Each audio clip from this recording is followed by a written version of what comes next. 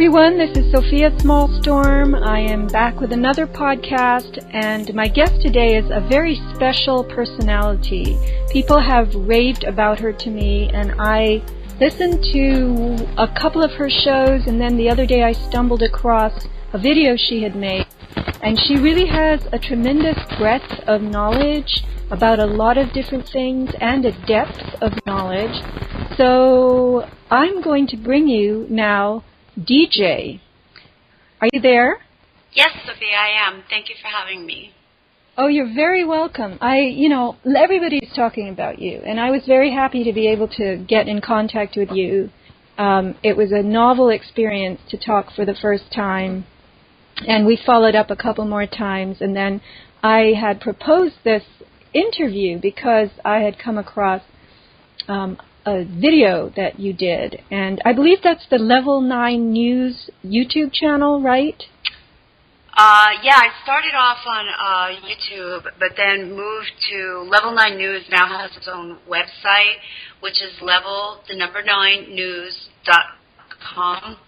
I've moved all my research papers and everything over there, because what was happening that I found was that I've been posting this research work on YouTube, and I'm probably like everybody else, and I never bothered to read those EULA agreements. I mean, they just go on forever. And I tried to post a couple of my more recent videos onto live leaks and got hit with a copyright violation 3 times from Google. Google had copyrighted my work, so it couldn't be distributed. Wait, Google copyrighted your work? Yep, because yeah. Yeah. So that's pretty astounding that, this entity can come in and copyright our work. Right, and yours too. If you put intellectual material up there that you went and you spent the time to research and you put it into a format that people can understand. If you read that EULA agreement, instead of just clicking accept, actually read through it, there's a section in there that says Google, which was YouTube, maintains all copyright to the material published on their site. So if they decide to allow you to publish it, it then becomes their intellectual material. All right, I'm not hearing you. Yeah, I'm having problems here too. Well, now it's come back, so that's nice. We are having a few Skype problems today, not surprising, but we'll try. We'll try to do this podcast, and if people would just be kind enough to bear with us if there is a glitch or 2 or 3. So Google claims once you sign this agreement that it has the copyright ownership to what's posted on its published on its websites, right? Yes, it maintains the right to any intellectual property you put up there. That's crazy. That's not right.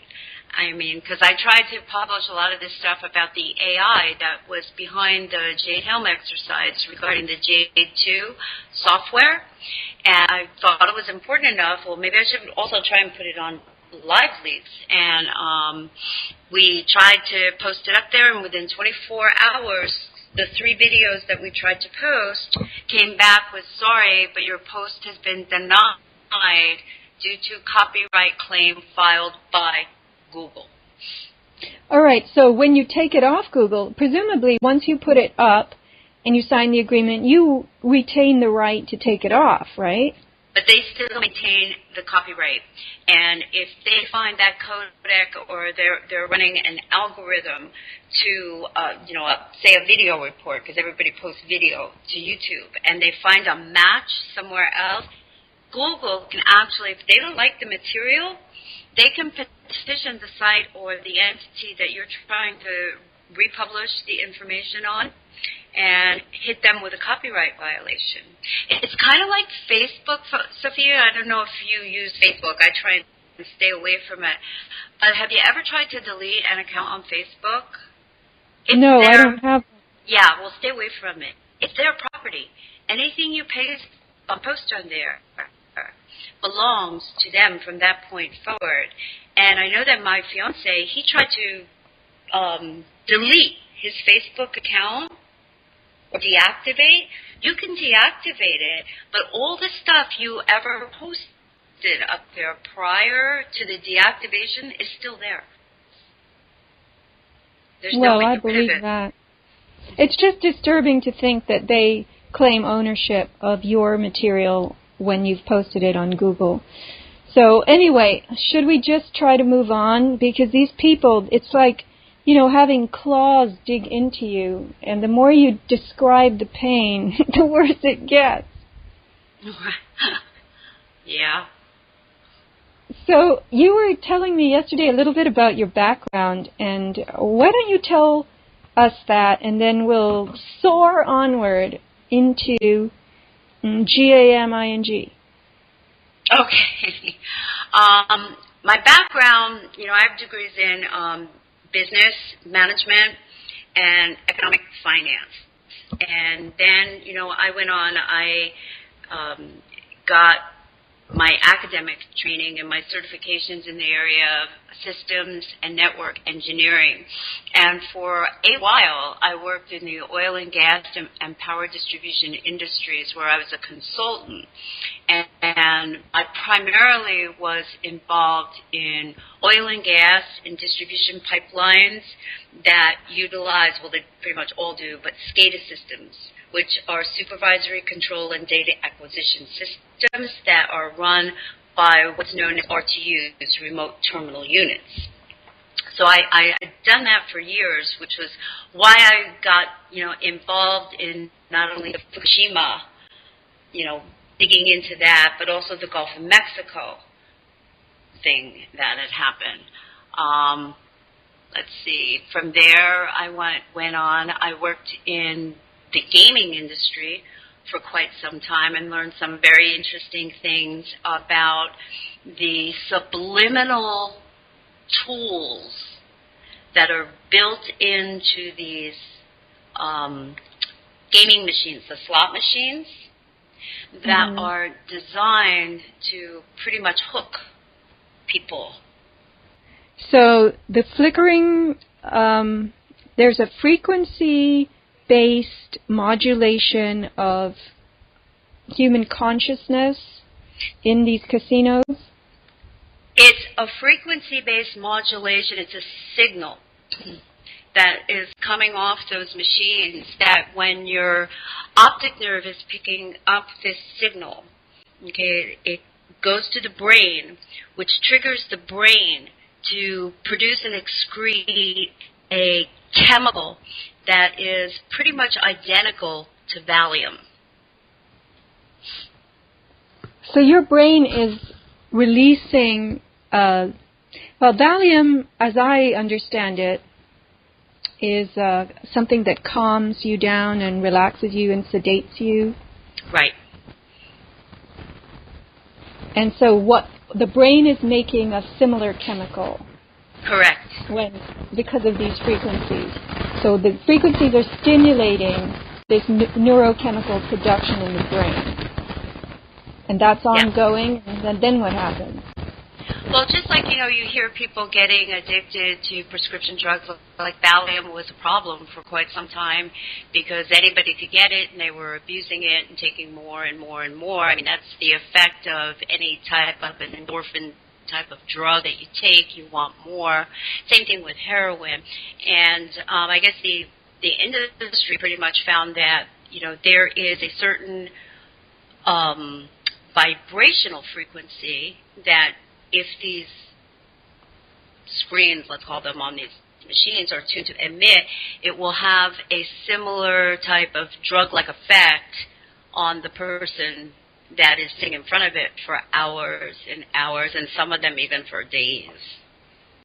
So as you play these machines and you get this nice woozy feeling from being there because of these frequencies, even though you're losing money, and most people are, it addicts you to the experience, which makes you want to always go back to the casino and lose money, right? Pretty much, yeah. It's an addictive experience, just like drug abuse or alcohol abuse or even prescription narcotic abuse. Well, that's very, very sad. And that makes you wonder where else this is showing up, where else there are these, frequencies through lights and other methods. I'm going to tell you a little story. I was caught in O'Hare Airport a few years ago, and it was when we had wildfires here in Southern California, and I had to come back from the East Coast. And O'Hare was a huge mess. It is the hub of United. It's a very big airport in Chicago.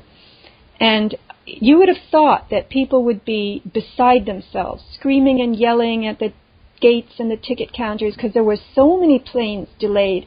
There was an Air France plane. The people had been waiting now nearly 24 hours because they were trying to catch a connecting flight. They had gotten off Air France, and I don't know what plane they were going to get on. But anyway, my plane was, the boarding time was changed several times, and I wandered around the airport, and I bought some chamomile tea, and I had a magazine to read, and I was really surprised that I was in such a relaxed mood. And I couldn't figure it out, because normally nobody takes that kind of delay experience well. And then I noticed that where I was wandering in the airport, there were some very pungent, beautiful smells. And there was a smell of roses, and I looked around to see who was wearing this rose perfume, and there was absolutely nobody around me. And then I smelled vanilla, and I thought, well, maybe they're baking something. There's a Mrs. Fields cookies, and there was nothing.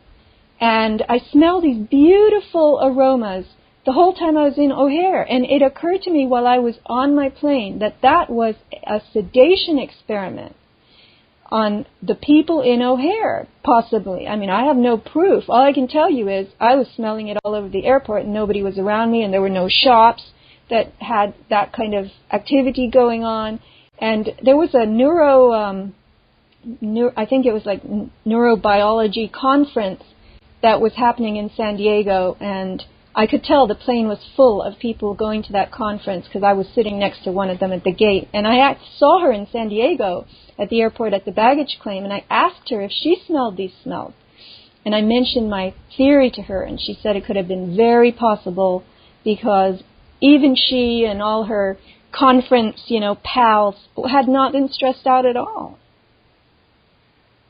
It's funny you mentioned that, too, because going back to the gaming industry, a lot of these casinos, what they do is, you ever notice there's no windows in casinos? They have a closed ventilation system, just like any other type of high-rise building, whatever, where you can't open the windows or get any fresh air from the outside. But one of the things that they have been known to do is to pump pheromones through the ventilation system to keep people attracted to the environment that they're in. I don't know if that's the right word, but it sounds a lot like what you were experiencing, the experience that you had in the airport with smells, because they affect the brain too. All of your sensory intake mechanisms in the human body eventually end up at the brain.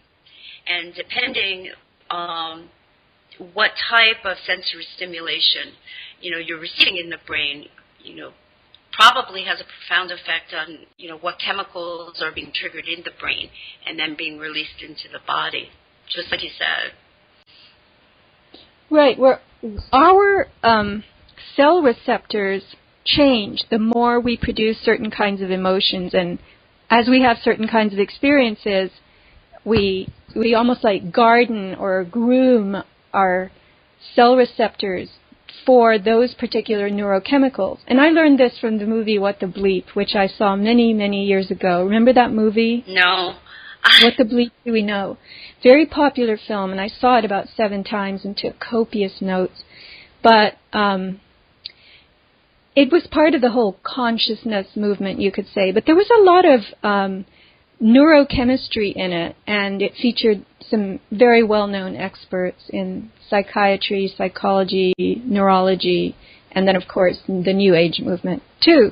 But anyway, one of the things I learned from that movie was if you're constantly angry or constantly upset or constantly depressed, this has to do with neurochemical production, and that the cell receptors become attuned to those particular chemicals, and they won't even recognize happiness chemicals, for instance.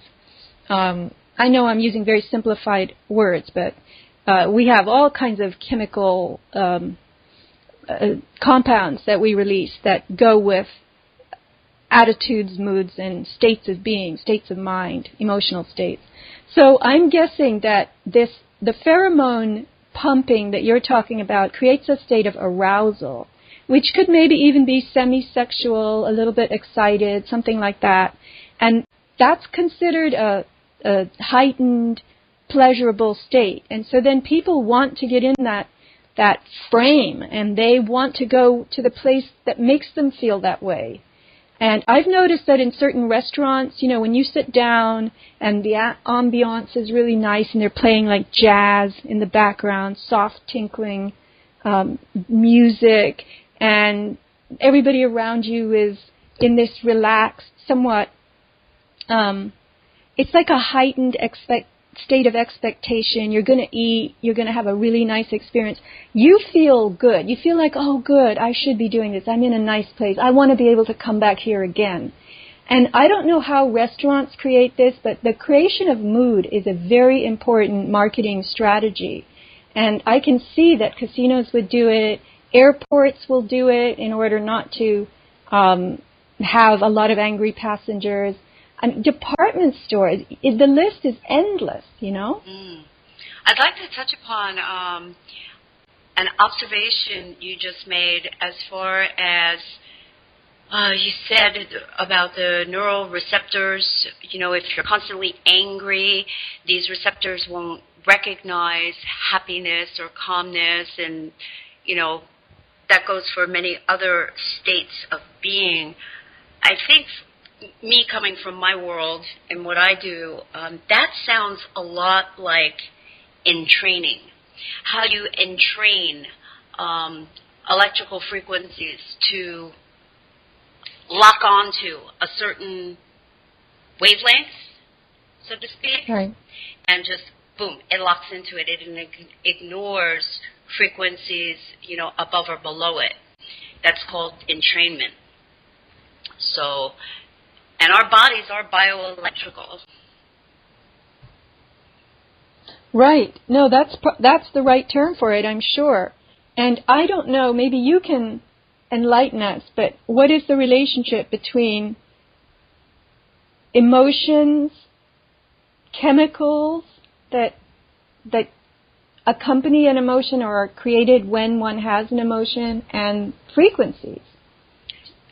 Well, chemicals have certain frequency properties in them. So when you're talking about, let me back up a minute.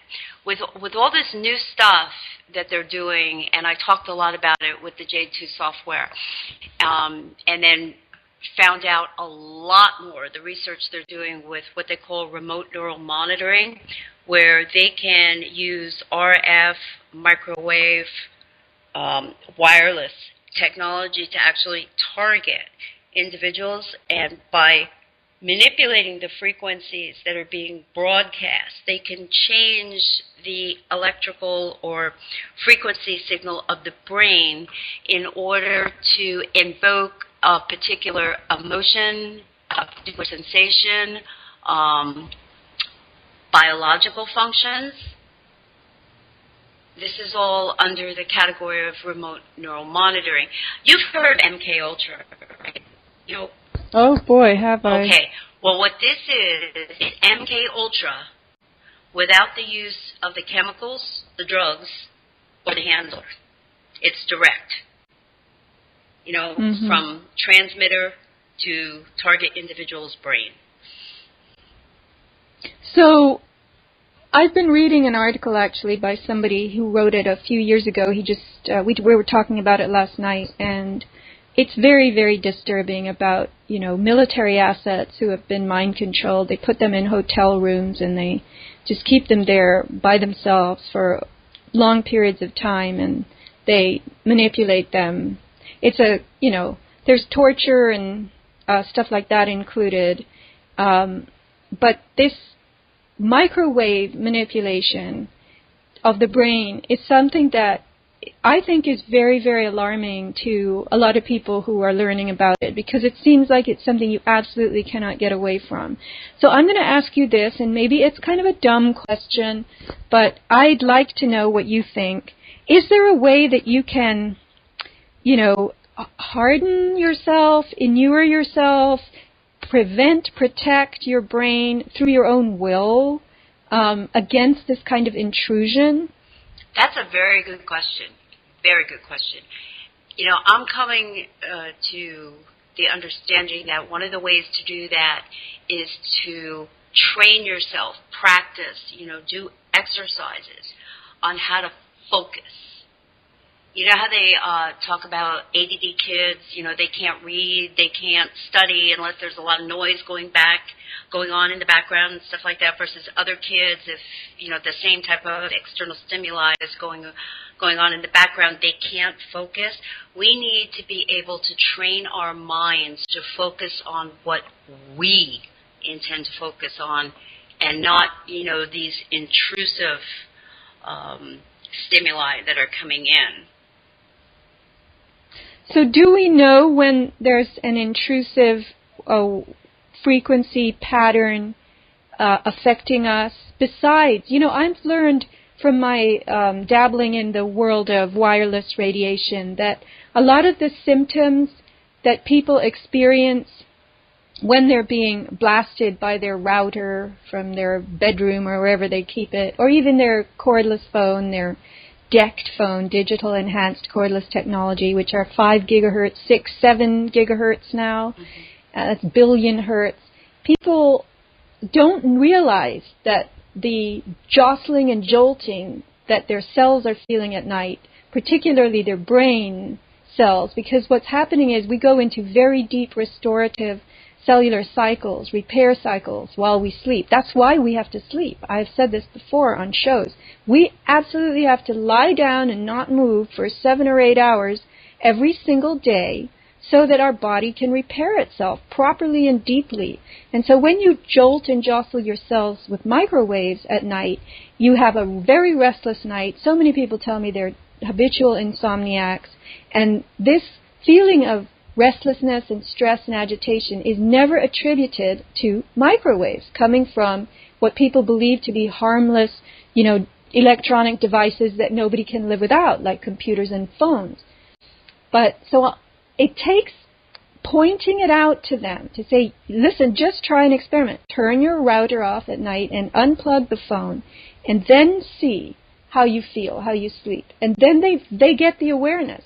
So the microwaves, I'm calling them microwaves, the frequencies that are used to target us through this mind control MK Ultra that you're describing. How do you tell?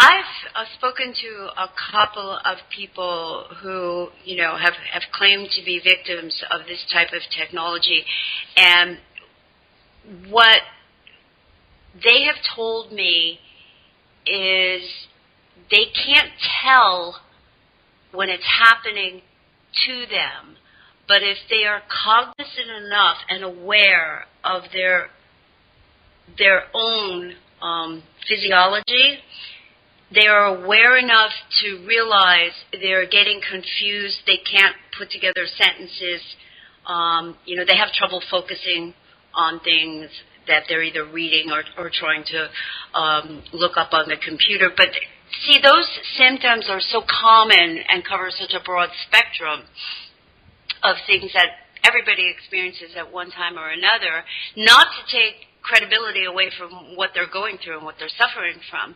It is, I guess what I'm trying to say, it's more or less of a very subtle type of thing. Right. I mean, that's what I believe. And we don't know then, if it's that subtle, how many of us are experiencing that. Because it's plausible that this is a very widespread experiment. Yeah, I'm afraid you're right. And as you were mentioning before about all of the microwave and RF and wireless frequency pollution that we're all being exposed to, what that amounts to is during the waking day, I guess, you're being overstimulated from an external source. So by the time you're ready to go to bed, and you may even be exhausted by that time, your mind has been so overstimulated that it can't, I guess the word would be like wind down, diffuse, so people are having a lot of trouble, as you pointed out, sleeping, resting, relaxing. And as you quite rightly pointed out, your body needs that rest in the REM state, the deep sleep state, to do the cellular repair and stuff that it needs. Right. I also learned, this is just an aside, and I hope that you don't mind if I drop some of these asides into our discussion, but in the old days, there used to be this thing that they now call biphasic sleep. People didn't plop down in bed at 10 or 11 at night and sleep solidly until 5 or 6 in the morning. People actually slept in 2 phases.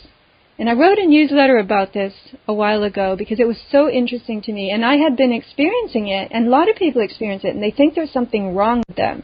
But you'll fall asleep, and you'll have 4 or 5 hours of very good quality sleep. And you'll wake up at, it could be anything. Usually it's about 1 in the morning, and you're wide awake, and that's when your brain starts going. You're thinking and tossing and turning.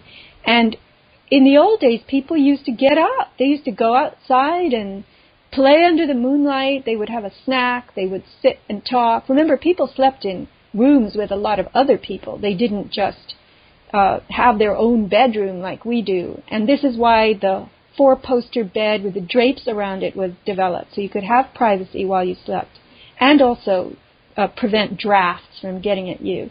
But this biphasic sleep is apparently very normal, and people who experience it should not be worried. It is a natural way to sleep, and after 2 or 3 hours you will drop back to sleep and sleep a whole different kind of sleep until the morning.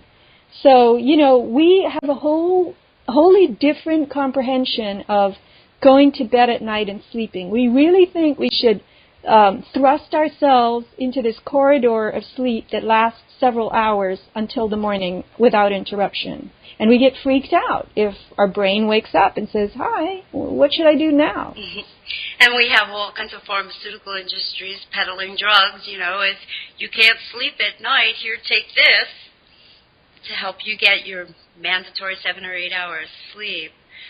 Well, I'm glad you mentioned that, because I have that problem myself where I'll fall asleep for 3 or 4 hours and then get up and feel like I have to do something, and I'll piddle around, do whatever, and then I just go back to bed and go to sleep again. So.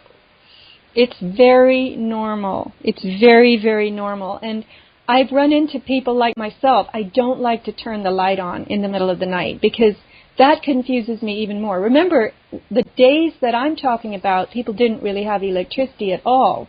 And so if they did light up their room at night when they woke up, it would be a candle or something very subtle. Mm-hmm. But today, you turn on the light and your mind goes, oh, is it daytime? And it's not. So I find that very disturbing. And I tend to not want to turn the light on at night. But if you are a person who wakes up, try to find a more relaxed kind of lighting to use if you have to put the light on for any reason. So, yeah, well, just know I can send you the article that talks about this. I should really just post some of these things. And I am doing that on my blog, everybody. I am posting very interesting stuff that I come across that doesn't really have to do with my favorite subjects. But anyway, so we are being microwaved, who knows how much, and do we know by whom? I mean, I know you have this extensive background in these different arenas, but your jade helm work and your the article or the video that I came across recently that really intrigued me that you had done was about the Macondo well in the Gulf back in 2010, what we know as the BP oil spill. Mm-hmm. So I had my own thoughts about that, and your video, which I will link on this podcast description, I found very, very profoundly interesting. There is evidently a very determined, calculated plan to alter the composition of the ocean. And do you want to get into that video a little bit? Sure. That video took about 3 months of research to get all the information compiled and then kind of like sorted out into a way where people could see what was happening chronologically in that area. But one of the most disturbing things, aside from the most obvious, was, the vast amounts of oil and sludge that was released into the Gulf, was the use of artificial life forms to, quote unquote, try and clean up the disaster. Right, and you and I had a little discussion about this yesterday. The artificial life forms were designed and introduced publicly in 2010 by the J. Craig Venter Institute, whose headquarters are in Maryland and San Diego. Yeah, it's a company he's the head of a company called Synthetic Genomics. And right. When this whole human genome project was going on, it's my understanding from reading about his background and stuff, that he wanted to either beat or be at the forefront of decoding this whole human genome thing. But whereas some of the other scientists were doing it, from a standpoint of trying to understand how DNA works, how it's created, how it's formulated, what are the genomes that make up, the human being. This Venter guy was doing it from a God standpoint where he wanted to actually create new life forms. So, I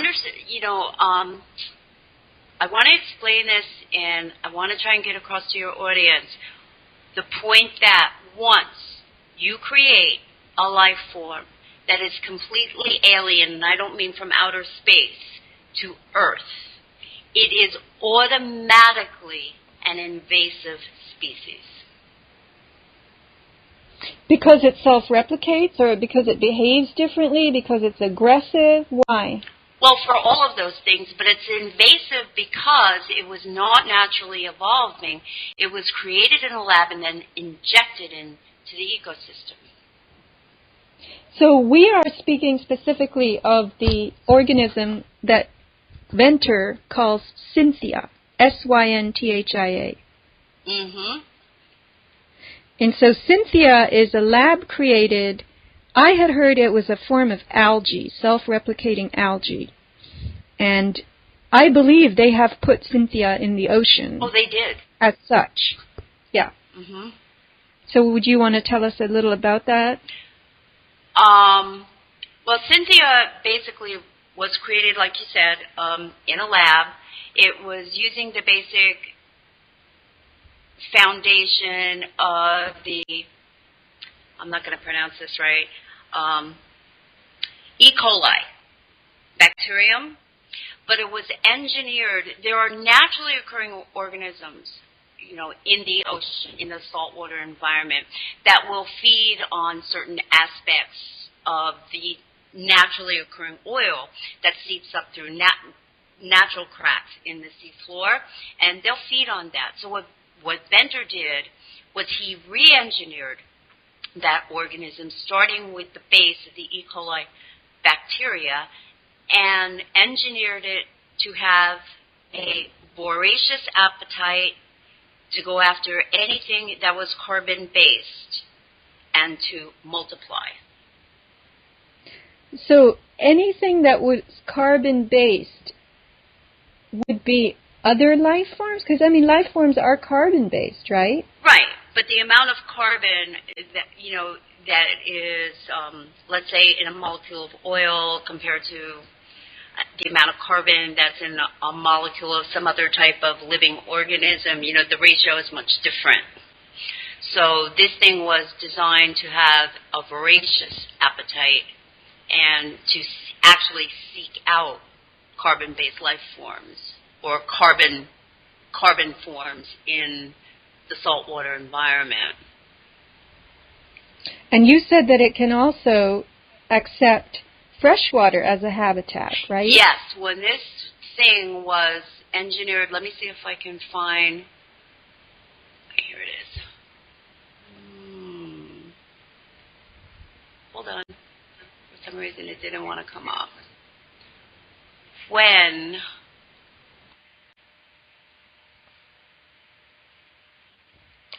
Apologies, bear with me 1 second. I don't know where this document went.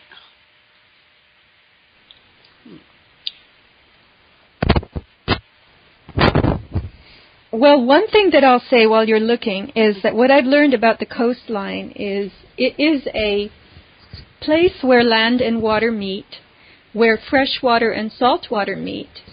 And the fluidity of sand, for instance, belongs on the coast because sand is like a bunch of ball bearings. It's very fluid in its own way, even though it's a solid. The bits of sand roll over one another, and when they're mixed with water, they behave very much like water, although they are, in fact, bits of rock and silica, sand. And so it makes sense that Cynthia would be designed to be experimented on at first coastally, where it could then infiltrate the land and the sea. And it would be let's just call it a flexible kind of organism. I know that certain types of sharks can go up into rivers and they can swim a couple of miles and be good for a few days, a couple of weeks in fresh water. For instance, the sharks that inhabit the East Coast, the bull sharks, and they're very aggressive. So it seems to me that Cynthia was designed kind of like one of these creatures, but it's very, microscopic in size. And the important thing here is it's self-replicating. So it can just keep going once you introduce it. Yeah, it's not only self-replicating, though, it's mutating. Cynthia was designed to be, let's call it, cross-platform capable. In other words, the naturally occurring microorganisms that we were talking about before are designed by nature to be confined to a saltwater environment. Cynthia was engineered to be able to exist in both salt and freshwater environments. Now, you mentioned iron in your video, that the an iron-rich medium helps it as well? Yeah, anything that has a heavy metallic content, Cynthia thrives in. So that maybe has something to do with conductivity and frequency. I remember when I've been reading here and there on the internet about scientists trying to, control CO2 in the environment. They use iron. They want to put iron in the ocean because somehow, I can't remember right now and I feel dumb, the iron does something to CO2. It inhibits the formation of CO2. And in contact with oxygen, it oxidizes. Iron oxide, rust, right. Yeah. But, so, I'm trying to figure out the prevalent mention of iron as a carbon dioxide remediator.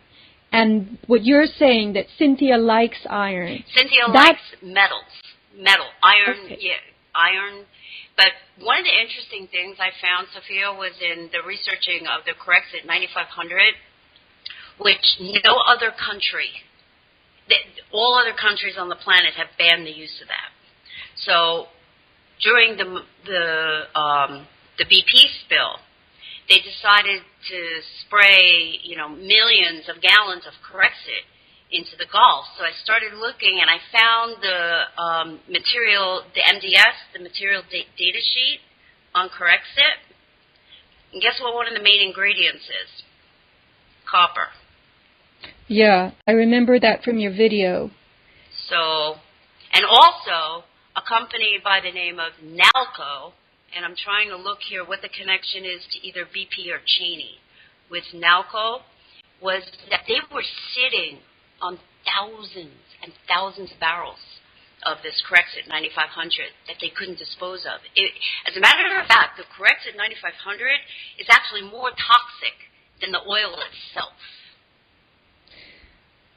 Yes, that makes sense, because I want to just go into the idea of cell barriers a little bit.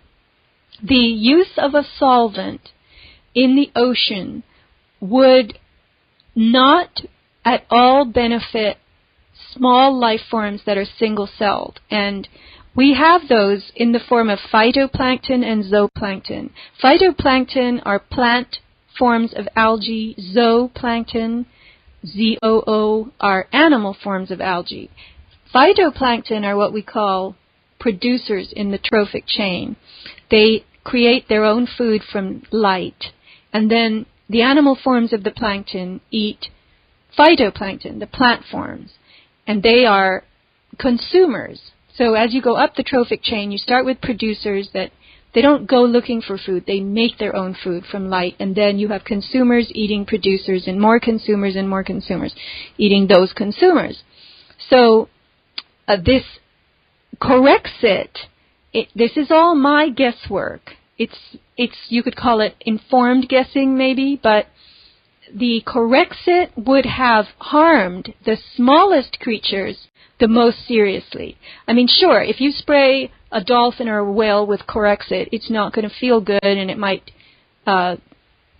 become sick or something. But it's going to take an awful lot of Corexit to kill a large creature, whereas it's not going to take much Corexit to blur or break down the cell barrier in a single-celled creature and stop it from reproducing and, destroy it altogether. So when I heard that Corexit was being used against everybody's advice, and it was still going to be just thrown out all over the Gulf to supposedly disperse the oil, I thought to myself, well, there you go. They're going to destroy the algae forms of life, and phytoplankton releases so much oxygen. It's a major oxygen producer on the planet. I said to myself, that's it. And then they're going to throw Cynthia in the water, and they're going to say, we have our own algae, don't worry about it. But you're telling me, this was news to me, and it makes sense that they introduced Cynthia as the oil eater itself, as they destroyed with Corexit the existing plankton forms. Yeah, and the Cynthia, what it does, like Corexit, it reduces the oil viscosity, breaking down the molecular structure of the crude oil. That makes it more fluid and easier to recover. That's why these natural organisms were used in what's known as a MEOR process, which is a microbial enhanced oil recovery process. But this synthetic genomics went and created this artificial life form and then tweaked it. So they tweaked it to where, its appetite was much more voracious. It multiplies faster than the naturally occurring microorganisms in the ocean. And as I mentioned before, it's mutating. And it was the microbe that they told us they were putting microbes in the ocean to eat oil, but they said they were natural. But you know what? Here's how smart they are and how slick they are. I read, and I can't even begin to say I read everything. Not at all. But what I was reading back then was that there are microbes that eat oil, and they occur naturally, these microbes. And I thought, well, that's hard to believe, but if you say so. And it was suggested that these microbes be introduced into the ocean, into that part of the ocean, in order to eat the oil. And no, they sprayed the Corexit. And I guessed that they were going to put Cynthia in there. But your video taught me that they did put Cynthia in there as the oil-eating microbe. And I didn't know that. So that was very interesting. And because Corexit, one of the main components in that soup is copper, you have to wonder, well, are they feeding this thing? What are they doing?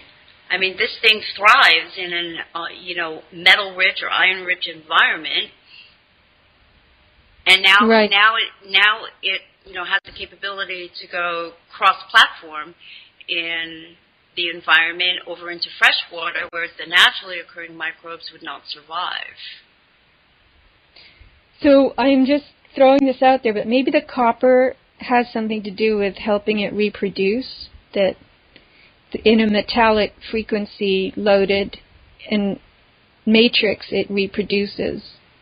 I don't know. It could be. I don't know, and I'd be guessing if I tried to answer that question, but that question definitely has merit. So this is another huge revelation from your video. Who funded Cynthia? I'm trying to recall off the top of my head. I think I did this video 4 years ago. I think BP was one of the major funders of this. Yes, BP was paying for the genetic research since 2007 to engineer these life forms, these artificial life forms and microorganisms. And around that time, BP changed its name from British Petroleum to Beyond Petroleum, right? Mm-hmm. So it just makes me dazed that they would fund Venters Institute, Synthetic Genomics, to create this organism, Cynthia, and I haven't put that picture fully together, but it sounds to me, when I did my inquiries into the Gulf spill, you could see that the Gulf of Mexico is like a spinner as far as the world's oceans go, and it shoots out currents that go all the way up around the pole, and the Gulf basically travels the world. Well, so the Gulf was the hub of the thermohaline current of the planet, which is like a convection current. And, based on from the information that I was reading and all of the documents that I pulled and everything, it seems to me that this spill was so massive and so devastating and compounded by the fact that all of these artificial means were made to not clean the oil, but to hide it. So therefore they sunk it to the Gulf floor, that it broke the thermohaline current, which is, in my humble opinion, is why you have the jet stream now dipping all the way down to the area, that we live in, Arizona, Colorado, where it used to be up like around the northwestern states in Canada.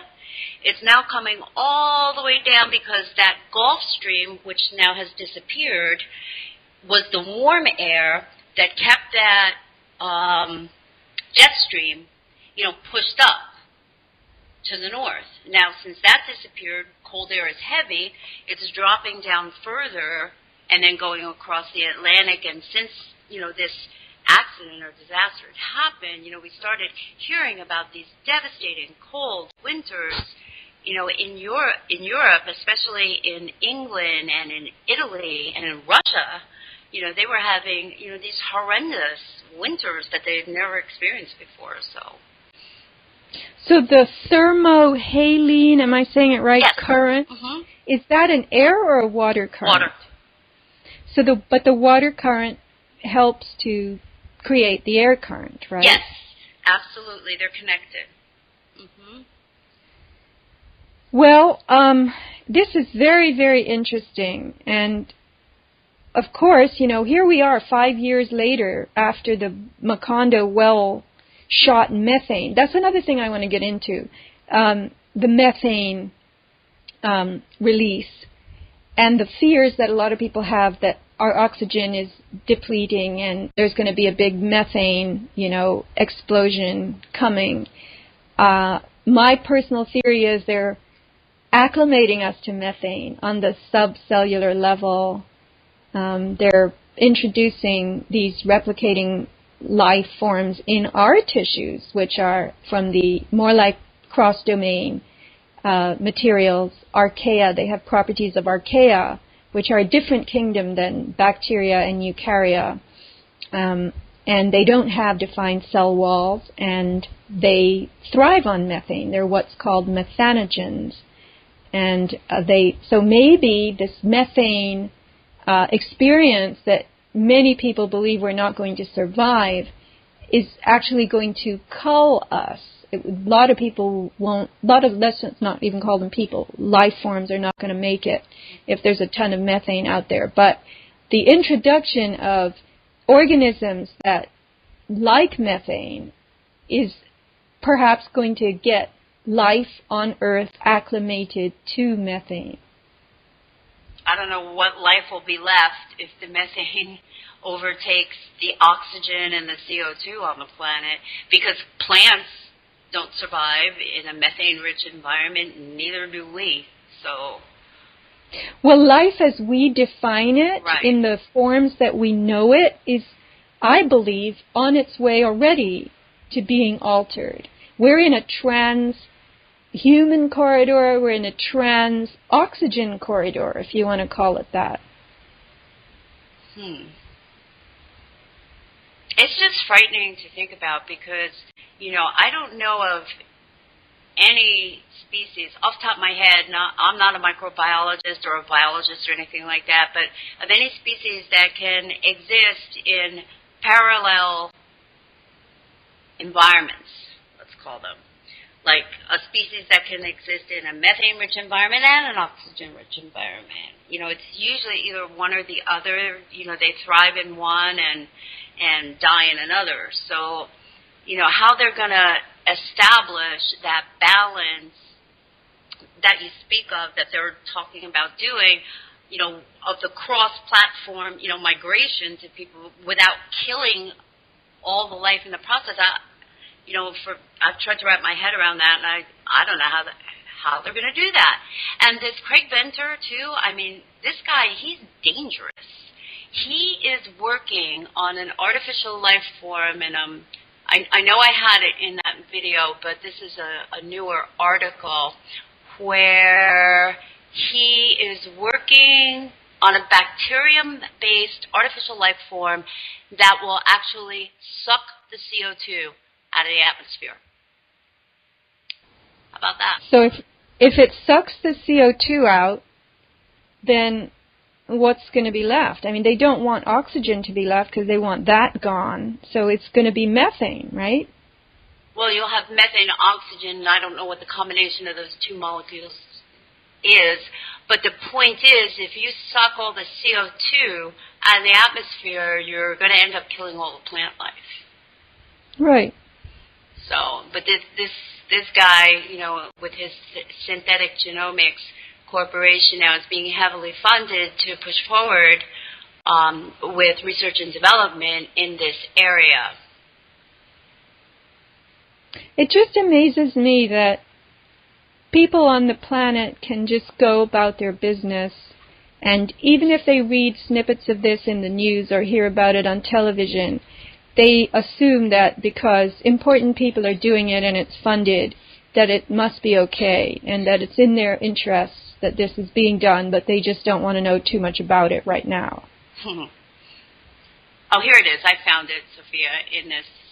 Let me see if I can get you the name of this article. Scientists accused of playing God after creating artificial life by making designer microbe from scratch, but could it wipe out humanity? And it goes down here. It's quite a lengthy article. At the top of his wish list, and this is Venter, are bugs capable of producing clean biofuels and of sucking carbon dioxide out of the atmosphere. Does it get more insane than that? Well, that's for people who believe that carbon dioxide is causing global warming and we're all going to die from that.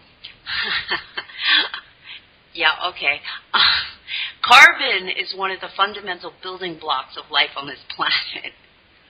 Yeah, I know. Yeah, I know you know, but I mean, this is crazy. This is beyond. I can't wrap my head around this.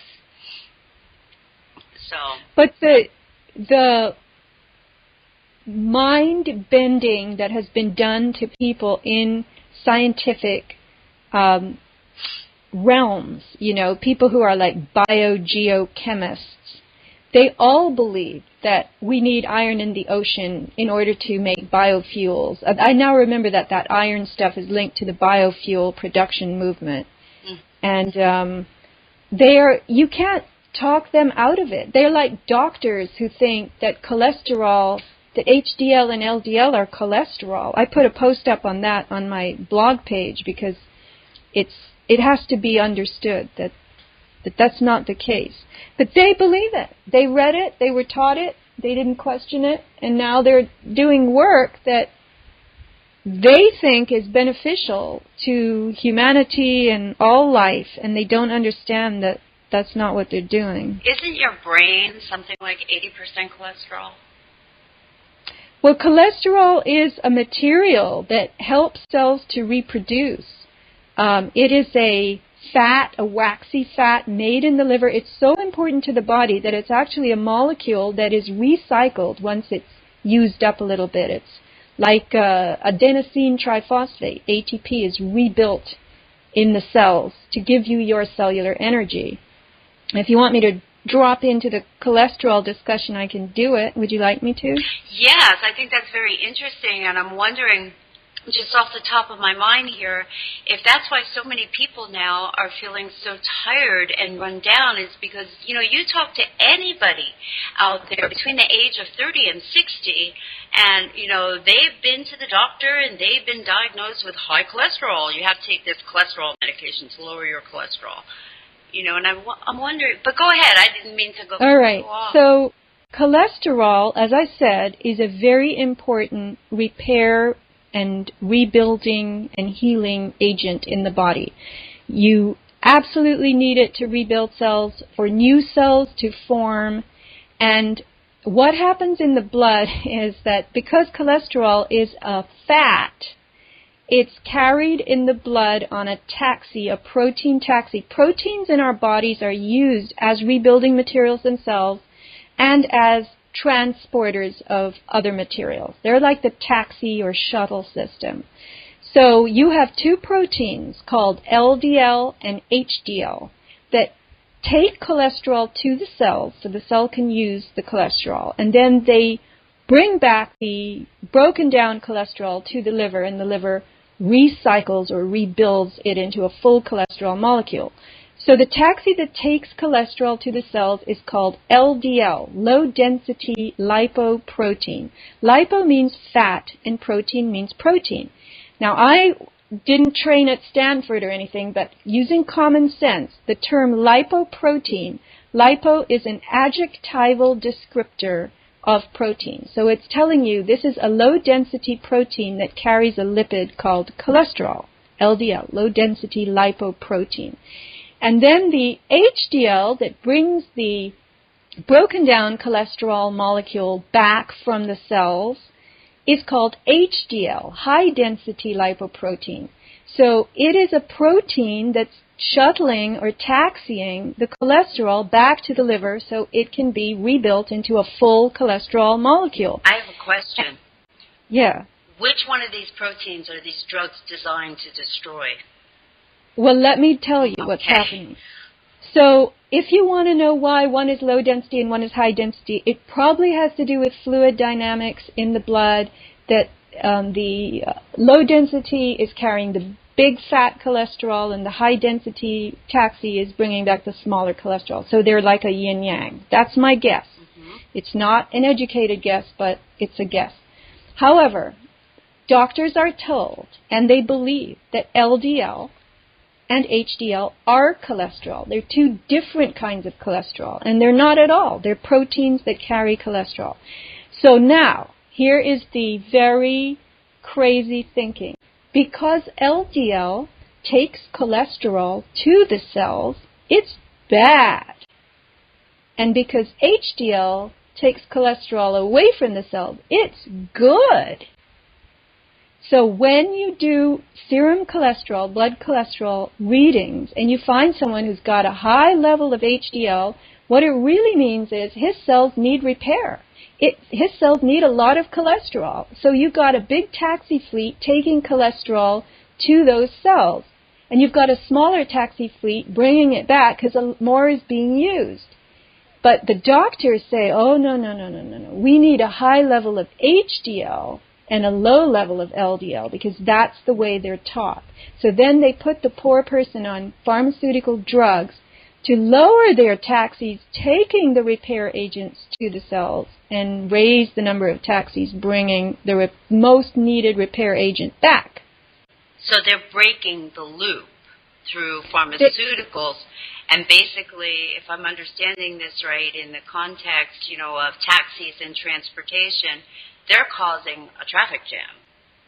They're causing major repair problems for the cells. They're impeding the repair and reproduction cycle of the cells. You can't have new cells being made if you don't have cholesterol. Our body makes 3 grams of cholesterol every day. And then the dietary cholesterol that you get, that has to do with the size of the lipid itself. That affects the size of it. So you want large cholesterol molecules, according to Dr. Ken, or I think his name is Ron Rosedale. And that's a YouTube I put up. So if you go to sofiasmallstorm.com, and you'll see HDL and LDL are not cholesterol, there's a very interesting 10-minute YouTube with loads of diagrams and pictures that illustrate all this, and it is absolutely fascinating. And the fact that these people cannot even grasp that HDL is high-density lipoprotein, thank you, and LDL is low-density lipoprotein, and they think it's cholesterol, it just blows me away. So they're actually proteins, is what you're saying. Yes. Hemoglobin is the protein in red blood that carries oxygen. Proteins are taxis. We have loads of proteins in our bodies, and they're all pulled and made every day from the amino acid pool. When you eat, you eat food, and the food gets broken down, and the proteins in it get put in that amino acid pool, which is reshuffled and remade and supplied several times a day based on how much you eat, how often you eat. And then the body grabs amino acids and it goes, all right, I'm going to make this, because your body gets information on a microsecond basis from all your cells. And the cells talk to the DNA gives orders back, and what these amino acid chains, you're not going to believe this, that our body makes for repairs, minute by minute, second by second, microsecond by microsecond repair orders and reports that are coming from the cells.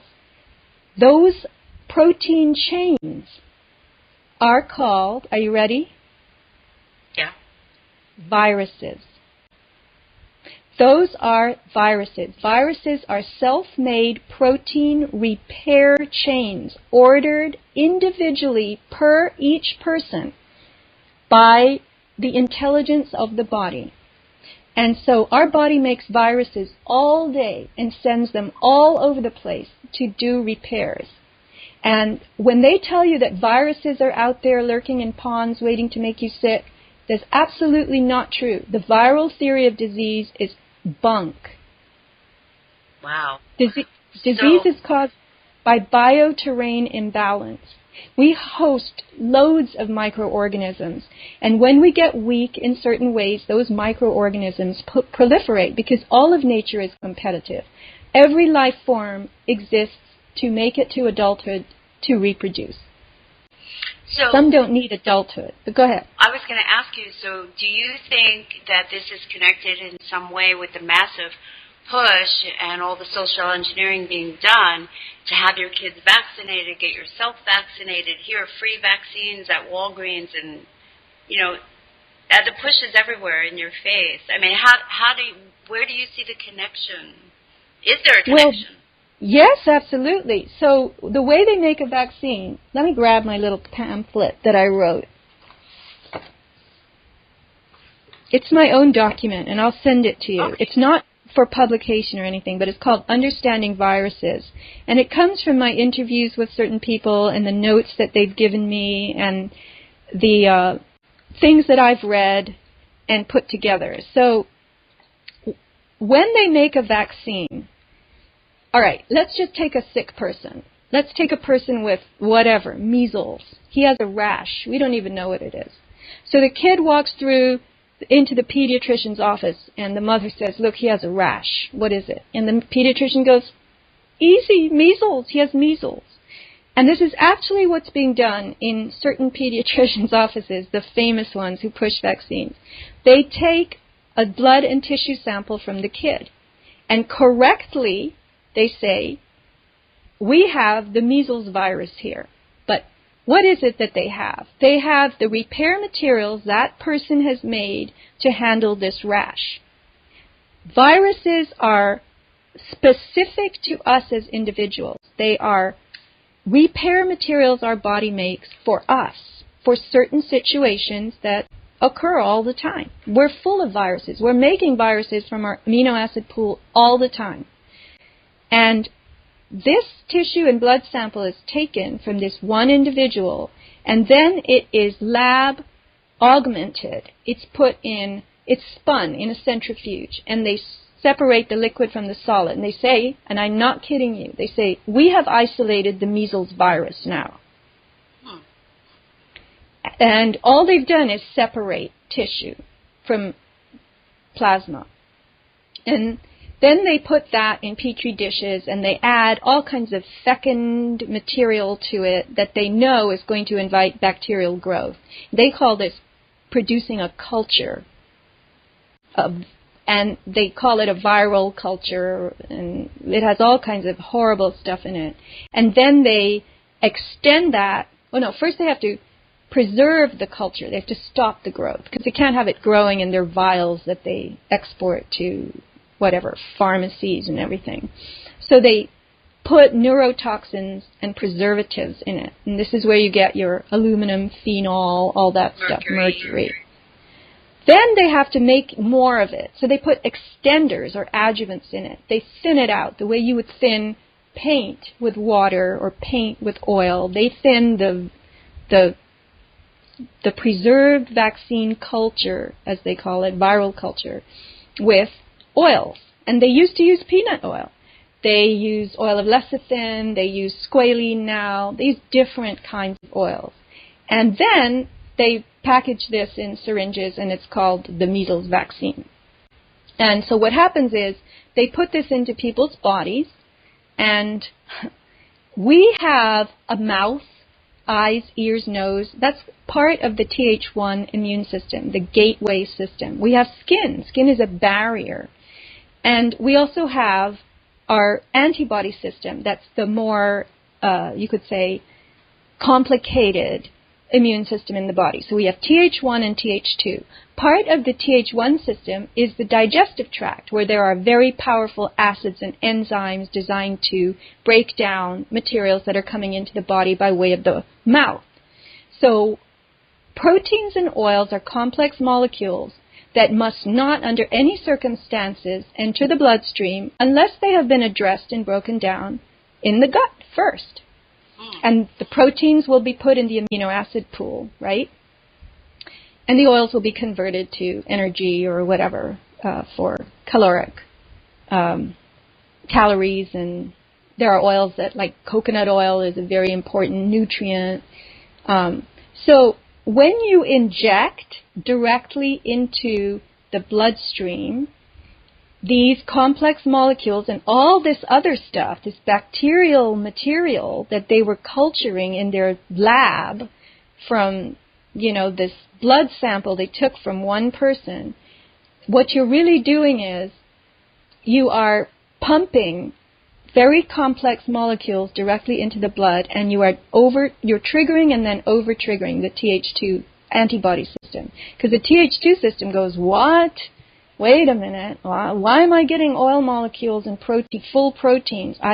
This should have been done in the gut already. What happened to the Th1 system? It overstimulates the immune system immediately? It overstimulates the antibody system, and then you get loads of antibodies made, loads and loads of them, and the body goes into overdrive, and it makes antibodies for related things. For instance, we make squalene in our body. It's another thing that is very important for metabolism. It's an oil molecule, and they're using it in vaccines.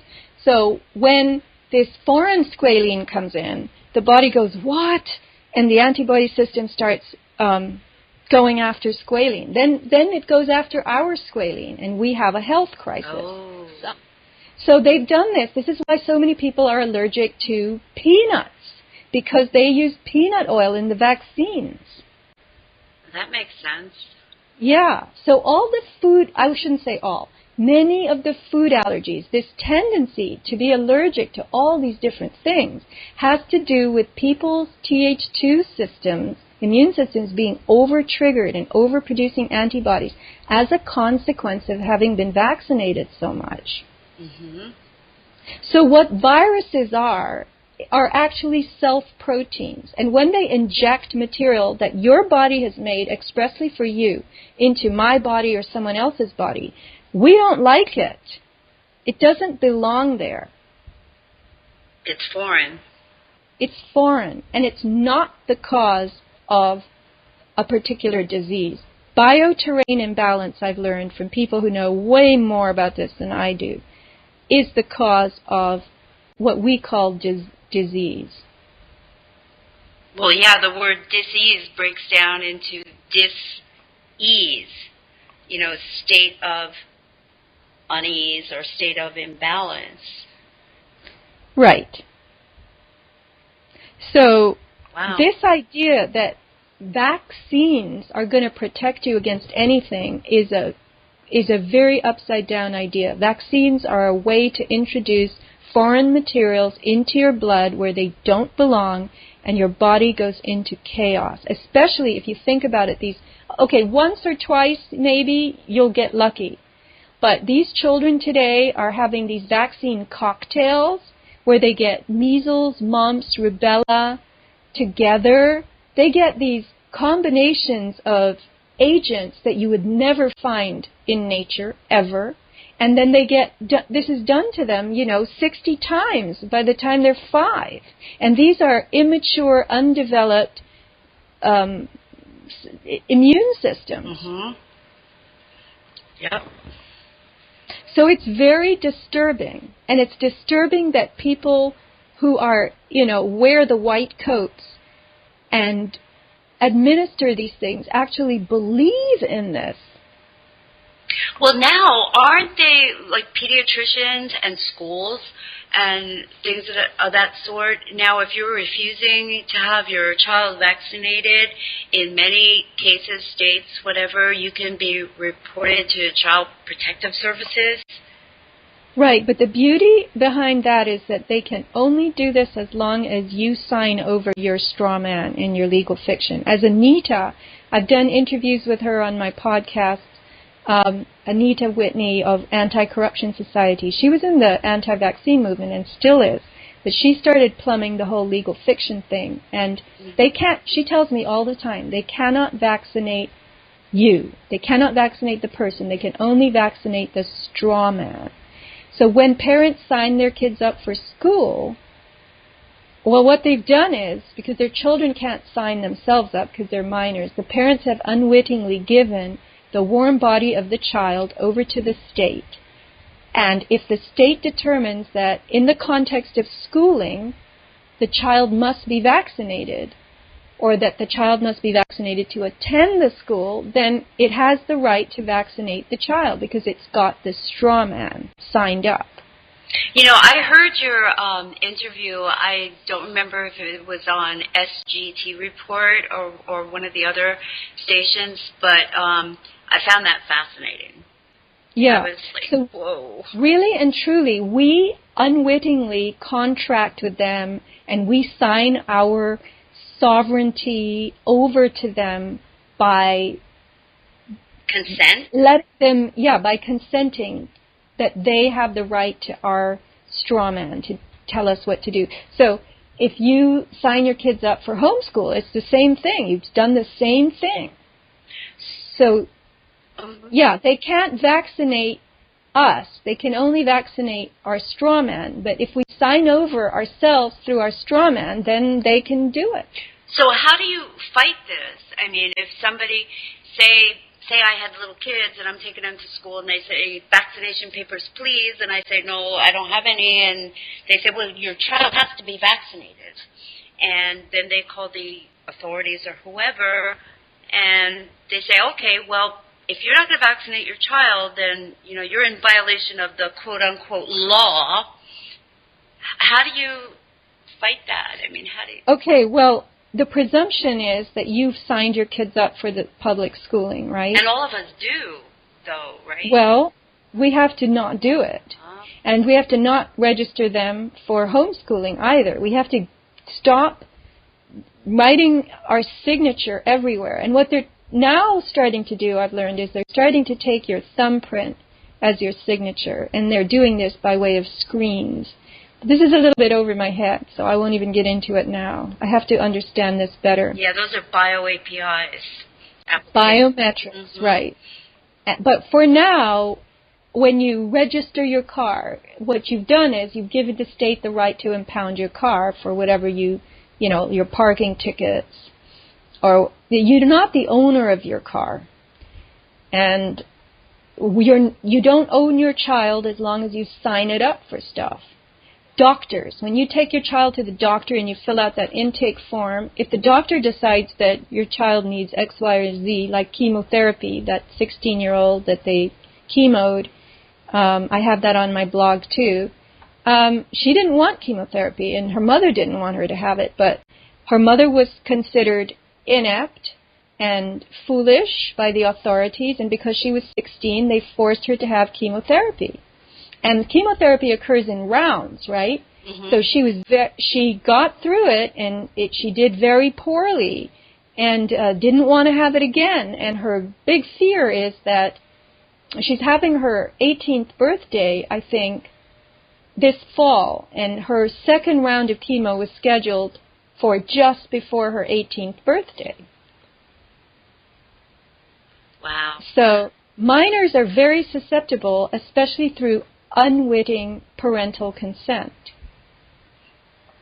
So, Sophia, in the example you gave, when you go in and you register your car and you apply for a driver's license, if you don't register your car, then the authorities will pull you over and impound the car because it's not lawfully registered. And by the same token, I guess, to some degree, driver's license too. Well, if you don't go down to the office and sign this form, you don't get a driver's license. So then you're not legally eligible in the eyes of the law to operate a motor vehicle. So, I mean, I would love to opt out of this, but I'd like to know how without getting my butt thrown in jail.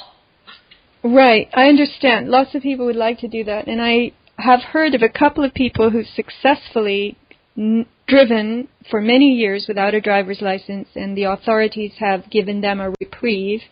They are special cases. They've learned how to navigate all the ropes, but I don't know too many people who have managed to do it and not gotten in trouble. I just know of these couple of people, and I don't know how to do it particularly, but when you renew your driver's license, what they're doing is they've changed the regulations, and you see everything is codes, Uniform Commercial Code, I've learned. So when you drive and you're pulled over because you rolled a stop sign or something. So the cop is hiding on his motorcycle in the shadows, and he comes racing after you and pulls you over. The first thing he says is driver's license and registration. Actually, he might say something like, did you know you just rolled that stop sign? And you'll go, I did, or you'll go, okay, I'm sorry. And he'll say driver's license and registration, and you obediently produce that. That's the first step by which they get you to align with and join with your straw man, because that's what the driver's license reflects. It's got your name in capital letters, and so does your registration. So by showing it to them, handing it to them, you have now connected yourself with your legal fiction, and now they can ticket you. But there are videos on YouTube, and I've seen a couple of them, but I didn't know what they meant, what they were really about. And someone is pulled over, and the cop says, did you know you just did this? You were speeding. So the comeback is, was anyone harmed? Did I damage any property? Have I committed a crime? And they'll keep saying, driver's license and registration. No. I'm just asking you, did I commit a crime? Did I harm anyone or anything? Did I damage any property? And the answer is no. But the cop's not going to say that. And he's going to keep asking you to identify yourself. And if you don't, if you hold strong and you keep saying, did I commit a crime? Is there any crime that has been committed? Am I free to go? And if you keep saying this, they will let you go. Because they can't get you to produce that ID that connects you with your straw man. The second you show that to them, you're toast. So then the answer then lies in compliance or capitulation. Right. That's where they start the process. Yeah. And the answer is in non-compliance and don't capitulate. Right. You ask them, what crime? What crime? Okay, so the stop sign was rolled. It was going over 55 in a, 55-mile zone. So what crime? They'll pull you over for not using your directionals when you change lanes. What crime was committed? Good point. So this is what you have to ask them. And now, of course, there's always the risk that you'll be roughed up for, not talking back or some such thing. And those are the risks people have to take. But the more people get educated, and I'm just now learning, really. I mean, it's all fascinating. But the domination, the dominion they have over you is through your legal fiction, which is created through your birth certificate. That's the corporate form of you.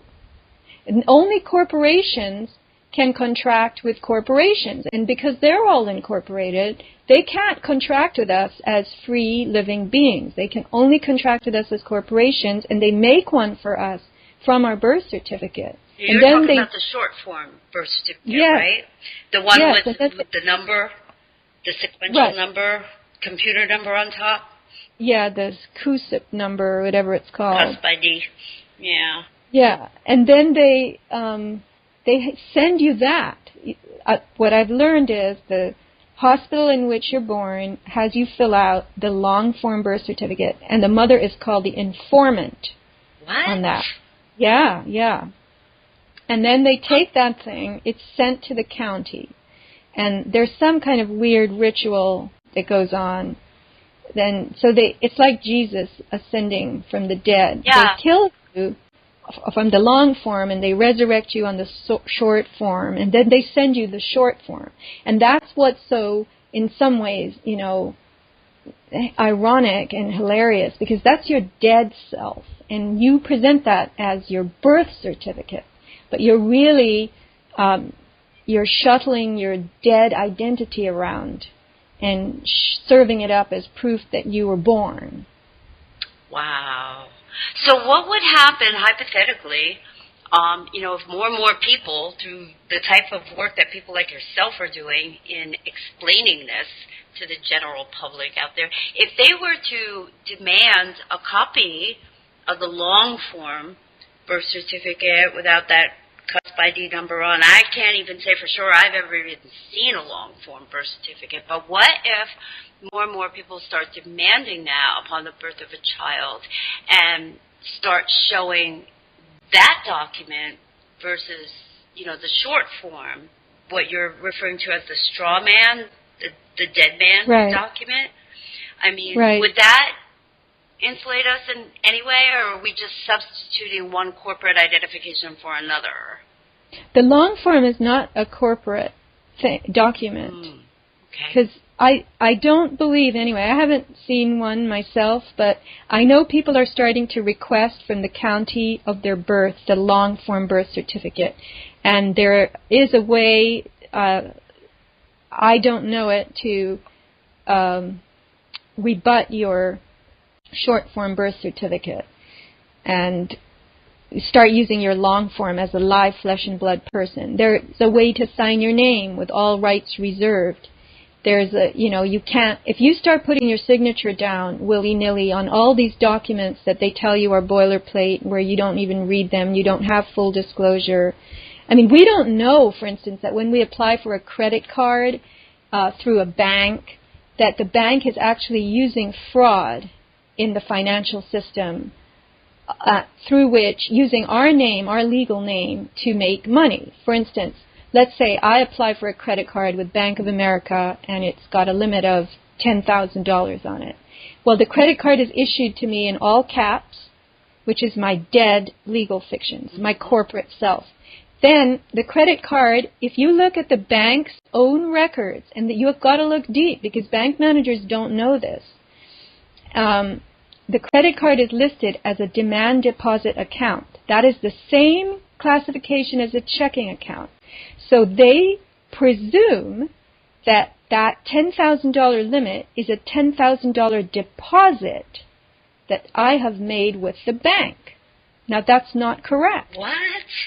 Yes, and then they go and they put that on their books as $10,000 in assets. Deposits, yeah. Yeah. Which they fractionally lend out from there. So it's they lend out 7 to 10 times that. So they can lend $100,000 on your credit card name. Wow. And they charge interest on that. Oh, they sure do. So they're using our this is how they commoditize us. They make money instruments out of us. This is one way. This stuff's fascinating. It really is. I was glued to your interview when I know it was a fairly lengthy interview, and I was like, wow. I've heard bits and pieces of this, but I've never heard anybody connect all the dots and explain it the way that you did. Well, I'll just say this. I do not know the depths of this the way a lot of other people know it, but I know enough to give a very superficial summary and stringing together. And maybe that's why I can do the superficial summary, because I don't know the depths. Because the people I've talked to who do know the depths, I get confused because they start going too deep. And also, too, I think, Sophia, that's because when you get so far into it, at some level, these people become compartmentalized. And they know the stuff regarding their little box better than anybody else, but they can't connect it to somebody else's box in that system. You know what I mean? It's just too convoluted and too complicated.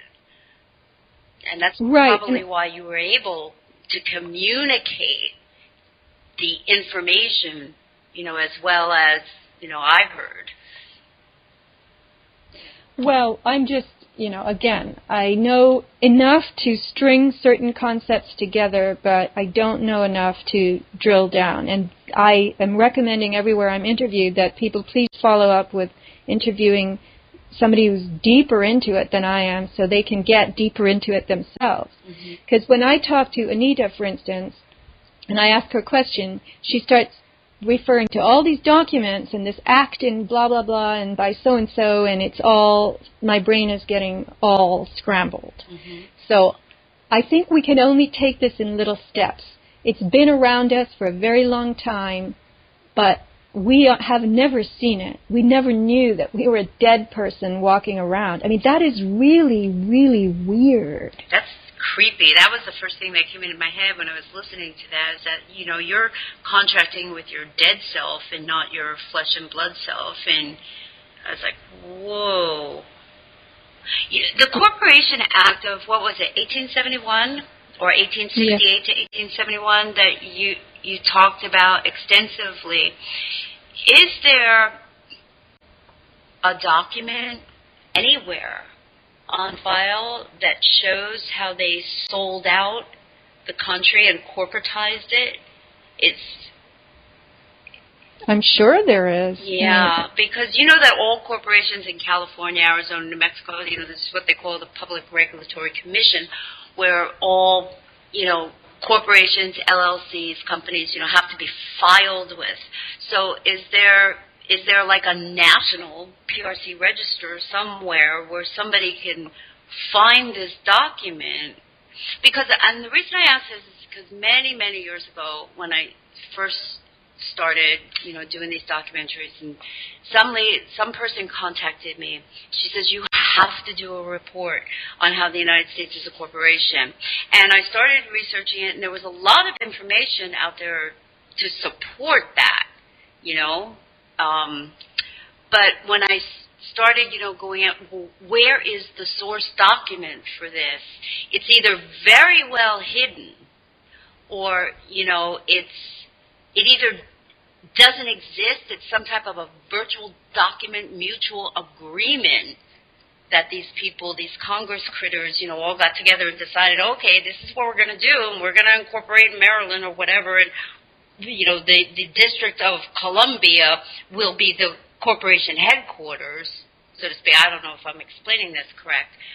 But is there a possibility that actually no document does exist, and this was some type of a, you know, mutual agreement between the powers to be at that time, not to exclude the Federal Reserve, who were in on this and said, okay, you know, basically clapped their hands and said, this is what we're going to do. People don't have to know about it. They don't have to vote on it. We're not bringing it before Congress. No document needs to exist because we don't want this coming back on us in any way, shape, or form. I don't know about that.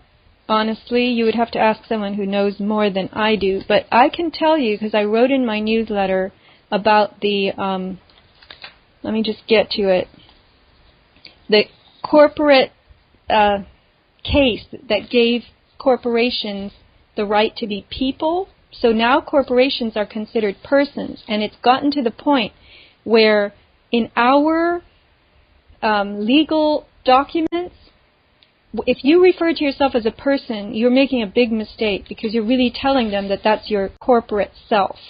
Mm-hmm. So in 1886, the court case that I'm referring to was Santa Clara County versus Southern Pacific Railroad. And this all started with the robber baron Amasa Leland Stanford, who became then the creator and president of Stanford University, that we know very well. He was an active Freemason. He was also 8th governor of California. Now that was 1861, so it predates this incorporatization of the United States. So Stanford, Amasa Leland Stanford, came to California in the gold rush, which started in 1848. And San Francisco boomed, of course, at that time. It went from 200 people to God knows how many, a boom town. And Stanford wanted to build a school or institution for civil and mechanical engineers on his grounds in Palo Alto.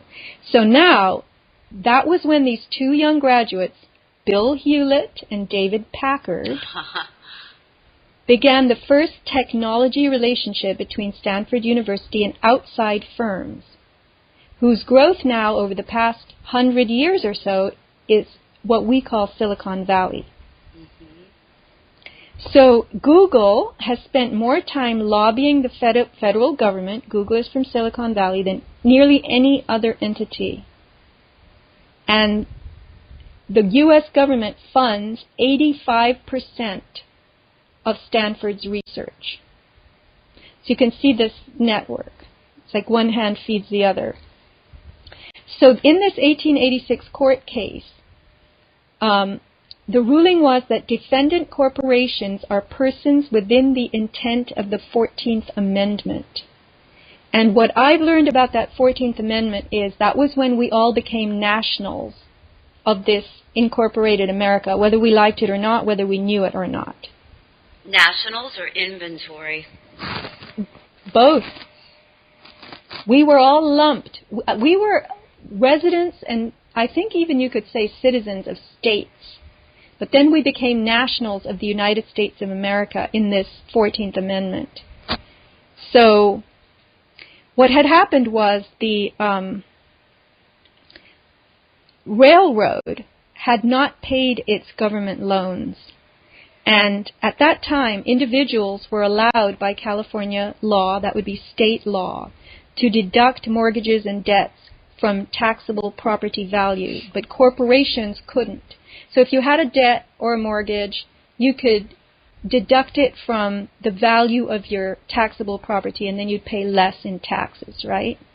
But if you were a corporation, you couldn't do that, because this was a benefit given to real live people, because at that time they appreciated live people.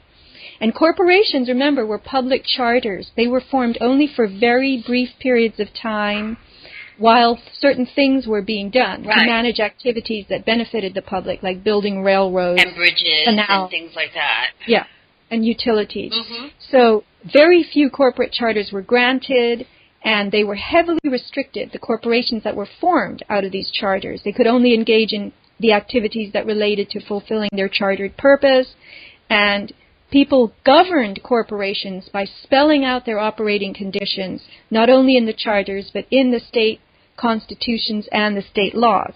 And the penalty for abuse of the corporate charter was the end of the corporation. So, well, we can see that's out the window. Right. So as soon as the judge in this case, and I've heard two stories. I've heard that the judge was a friend of the railroad, and he deemed the corporation, Southern Pacific, to be a person as per the 14th Amendment. And the railroad was thus able to save on its tax bill.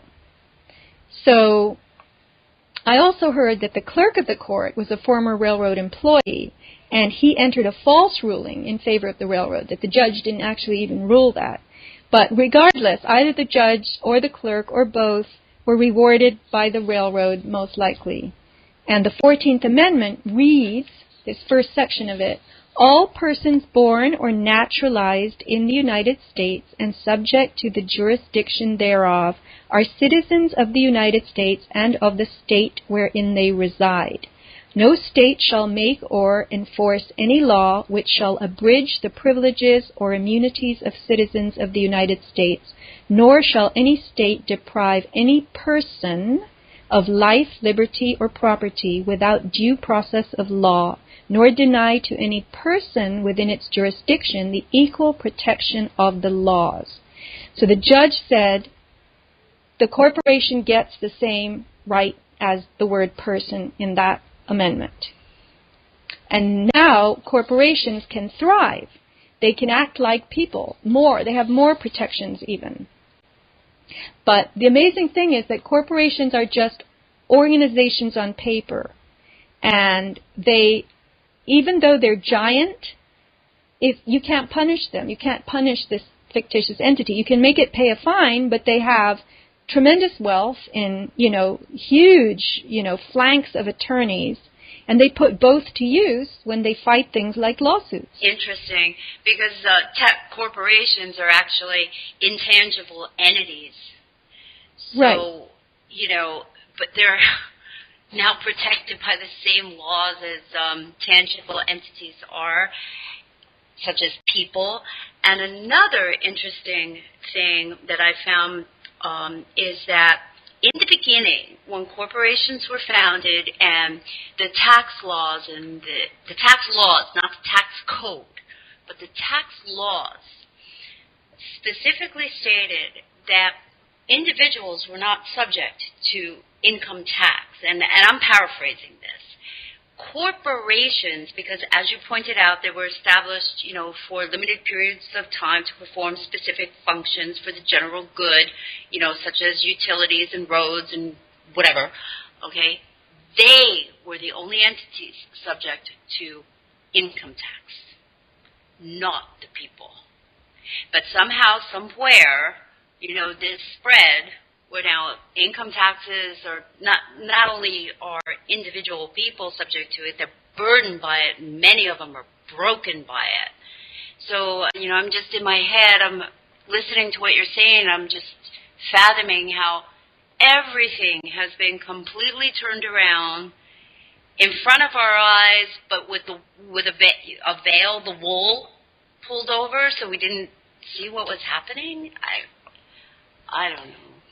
Right. We've been tricked through paperwork into a whole different kind of existence that's very restrictive and that bleeds us of anything we manage to accumulate, which, ironically for most people is things like savings, money, property, which is fake in itself, right. And a little bit of property, a little bit, but many people, property wears out. Not real estate necessarily, but once you buy a car, after you've driven it for a few years, it's no longer that valuable, and the stuff you buy gets old. And but property is a way to build money. For instance, I'm going to tell you something. This is wild. Why am I yakking away like this? But I have gotten to know a couple of people who run high-end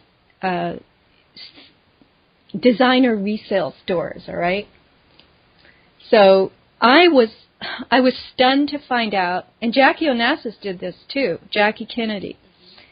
These women buy these very expensive clothes, and their husbands agree, their very rich husbands agree, okay, I'll pay for your wardrobe, whatever, because men never even imagine how much money women can spend on shoes and clothes, right? Mm-hmm. So, I these window, they stop. Can you hear me? Hello?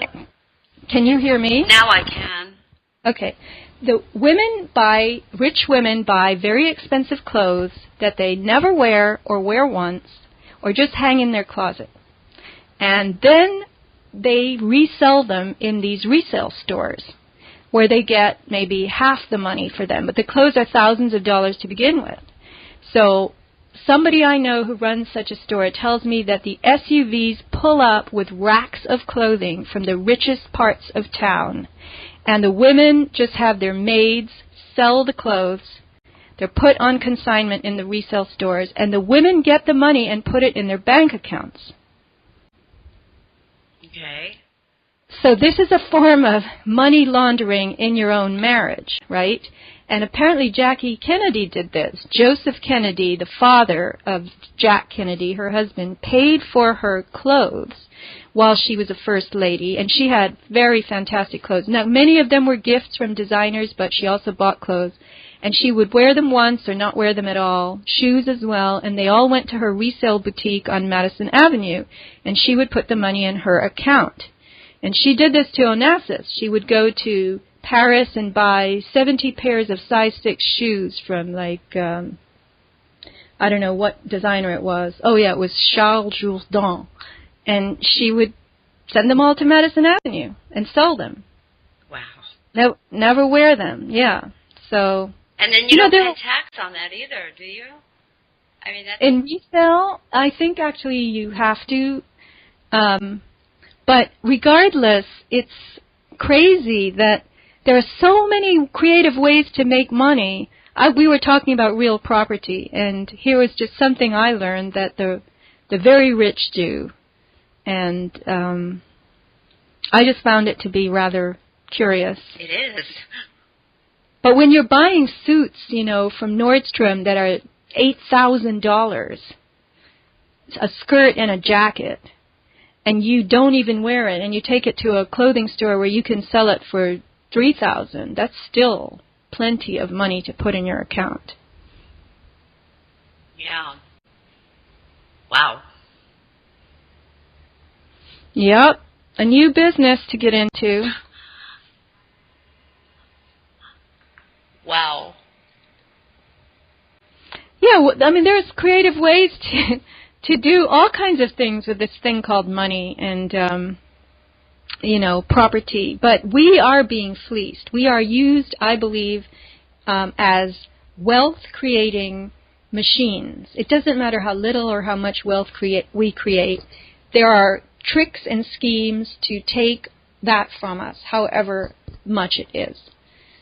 It'll be eventually bled from you, and you'll end up very confused and depressed and disconsolate and bereft of what you thought had value to you. What they're going to do with our houses is pretty amazing. People are getting the robocalls all the time. Do you want a free energy assessment?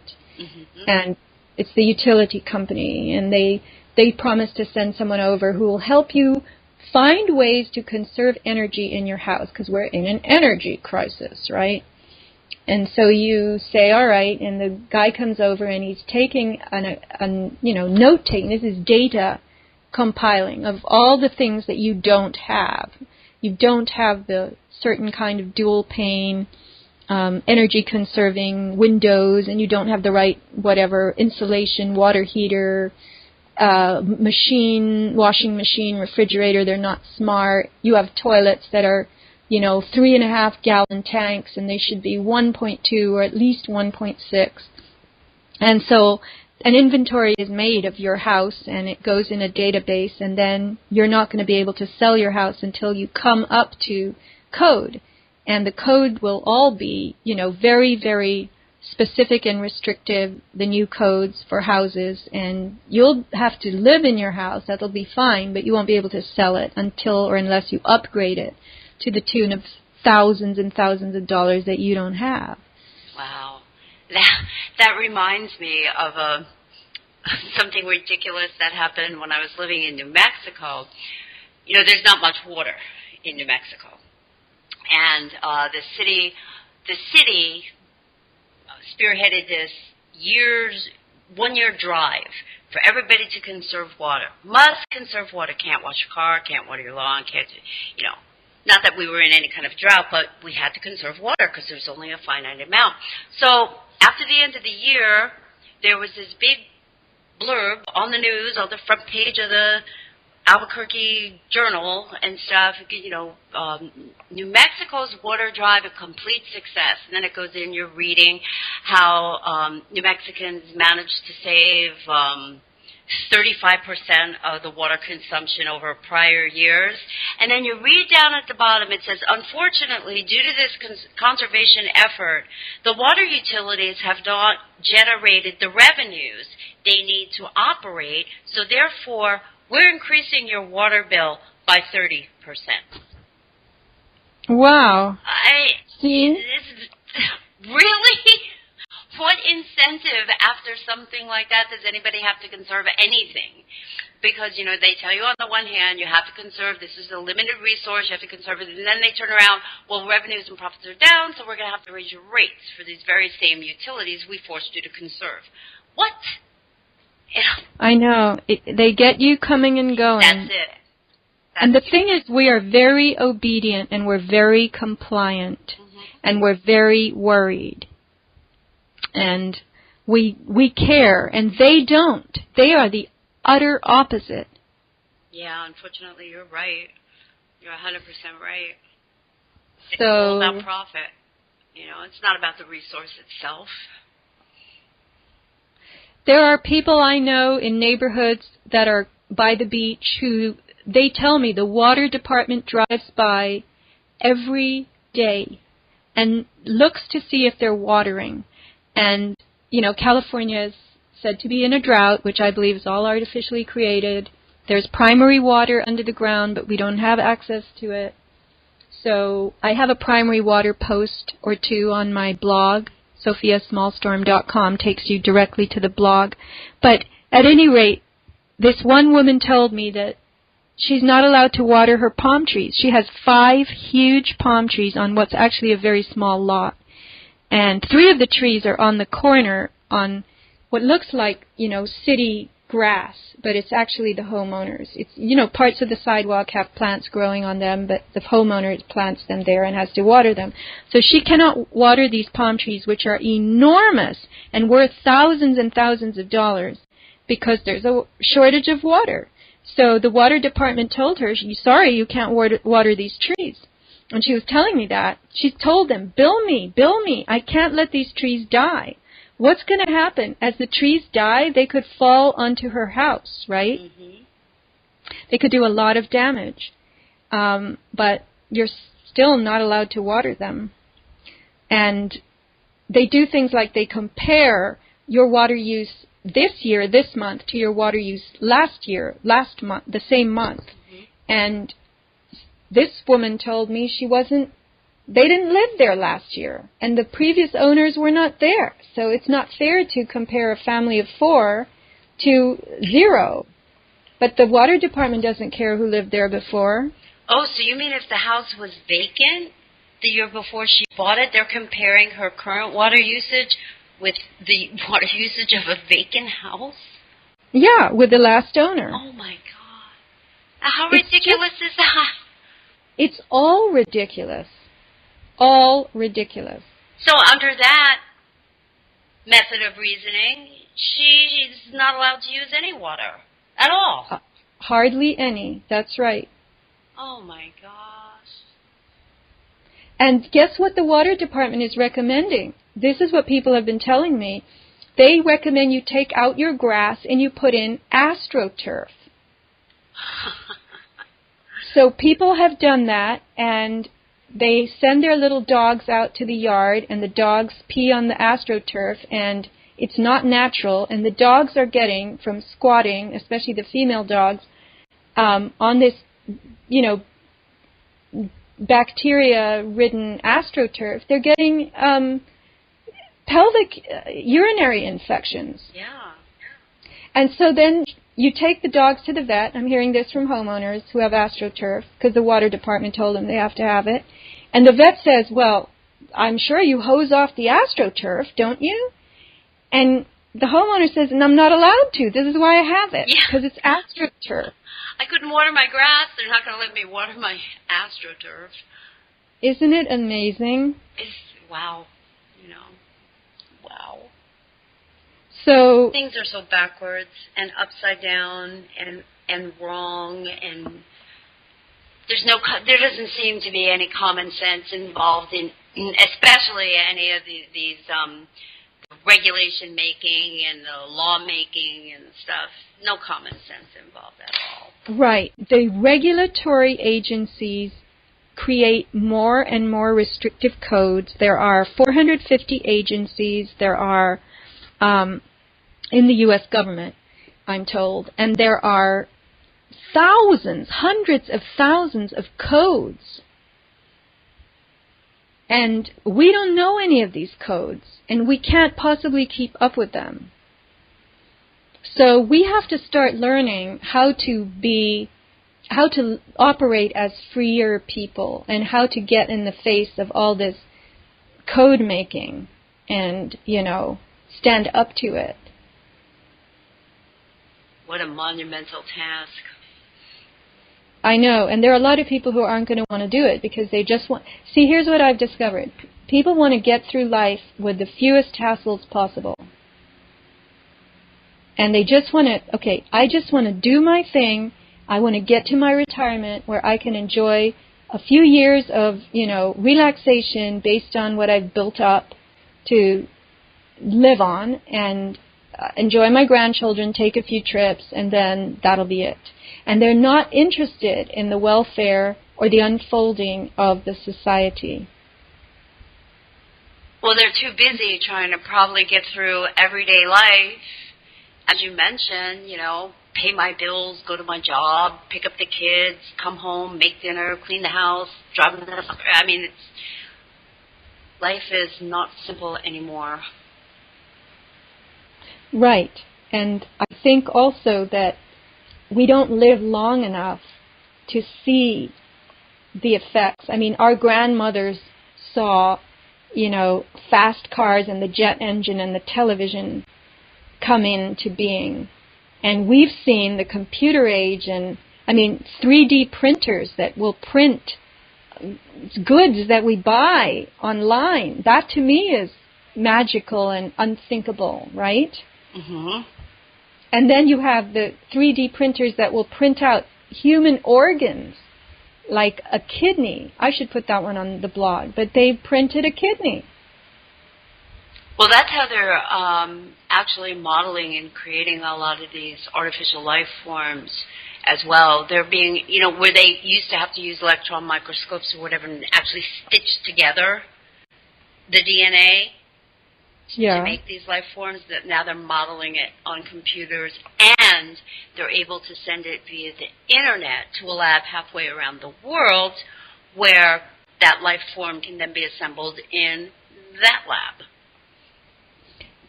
Well, all I can think of is, why isn't it hacked? Or maybe it is, if it's going over the internet. Mm-hmm. But it's hacked to begin with. The principles are hacked already, But it's hard to believe. I know plenty of old people who've never even touched a computer, and they don't want to. Mm-hmm. And they have repudiated this whole computer age for good reason. They can't function in it. They don't want to be a part of it. But it's our age, and we see the pros and the cons, and we don't want certain parts of it. But there are enough people out there in the transhuman corridor who want it and who want to participate in it.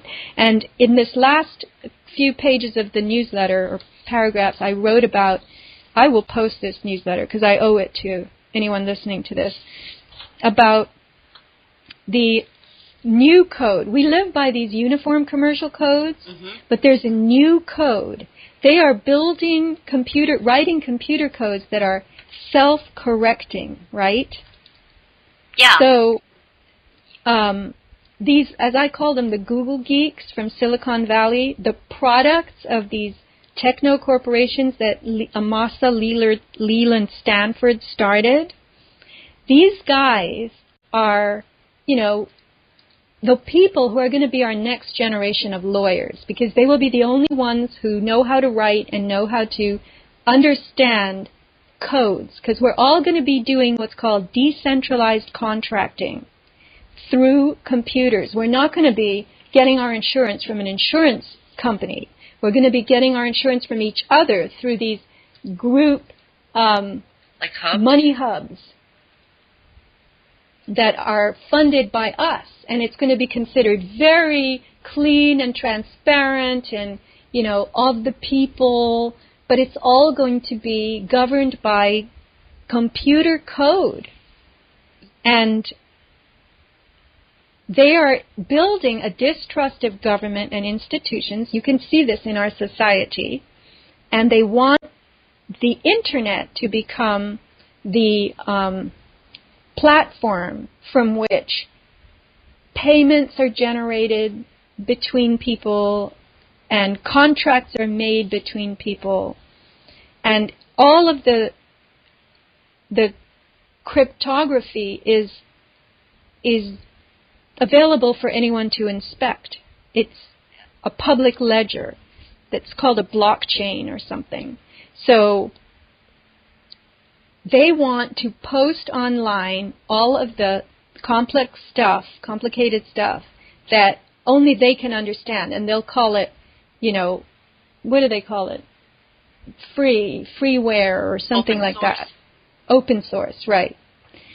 And so they, by and through this, they're going to remake society.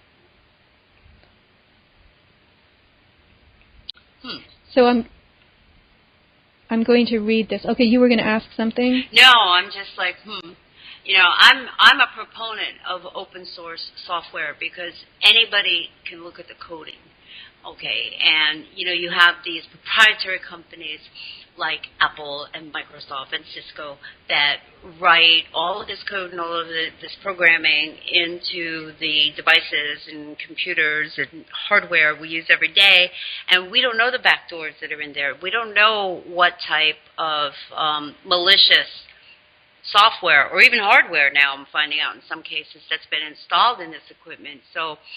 And because it's proprietary, you can't look at it. But with open source, if somebody's putting something malicious in there, and again, this is coming from a computing standpoint, not a government standpoint, because I don't believe government is striving towards transparency in any way, shape, or form.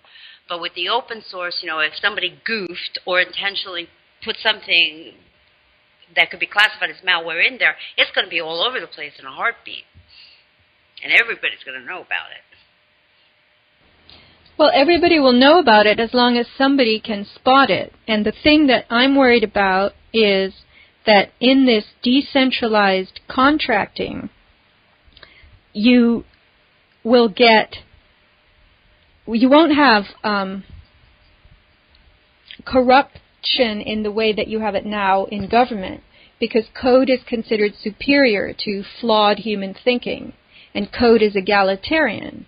But the thing is, code is just a bunch of symbols, and when we don't understand the symbols, and only certain people do, it's just as complicated as the UCC is, and needs lawyers that we pay to have them explain it to us. My question would be, who's going to be in charge of the regulatory aspect of this transparent, open-coded, open source software? Is it going to be the government, or is it going to be transparent to everyone? The code is going to be self-correcting. Well, that's AI, right? Yes, that's where they're giving it higher billing than they give themselves. But they're going to write it and create it to make it self-correcting. And when it runs itself, it generates itself, it's going to play no favorites. And if you eliminate control by people, you eliminate bribing, favoring, sympathizing, siding with. This is all the stuff that we call corruption. Right. But I also happen to think that this code is going to replace the code that we live by now, which is Uniform Commercial Code, and nobody's going to understand it, and only the Google geeks will understand it, and we'll be at their mercy. Once AI starts reprogramming itself, which is the basic nature of AGI, artificial general intelligence anyway, okay, you lose the control of the logic that goes behind it, because eventually the software that's programming or reprogramming or evolving itself will evolve too fast and too complicated for average humans, normal humans, to be able to decipher it. Right. And even the Google geeks may not be able to keep up with it. No. And they call this wild AI. Yeah. They want to head off and block the possibility of wild AI. They're not going to be able to do that. I mean, I've read too many papers and done too much research that, once this thing is unleashed on a, complex, distributed, global network, there's no containing it. It will learn exponentially faster through a process called deep learning, okay, than the human mind can. It'll respect no national boundaries. It'll respect no corporate boundaries at a given point. And that's where you get to singularity, where, the AI then, decides on its own to break away. How can I explain this? Make decisions that no longer involve the human life element on the planet. It will make decisions that benefit itself. Right. And it will change its parameters as it sees fit. So we can't control it. We can't head it off. People are so arrogant with their hubris that, we developed it, therefore, we are its God, we can control it and we can contain it. The sheer nature of the type of artificial intelligence, wild AI, that they're talking about will become uncontrollable. They're not going to stop it. It's going to exponentially outthink the human mind. So, how are you going to fix this? Well, I guess you don't. And at that point, the tables will be turned and technology will have the upper hand, and we will be, by then, so reduced and brainwashed that we'll be very happy to serve it. We'll be happy to be the serfs for the technical intelligence. Humans will exist as nodes on this global AI neural network. That's it. You know, and that's what I've been screaming from the rooftops. If we don't put a stop to this thing, this is going to go out of control, and it's going to spin out of control really fast. Really fast. Well, I guess our next show will be on how we put a stop to it, besides screaming from the rooftops that it's happening.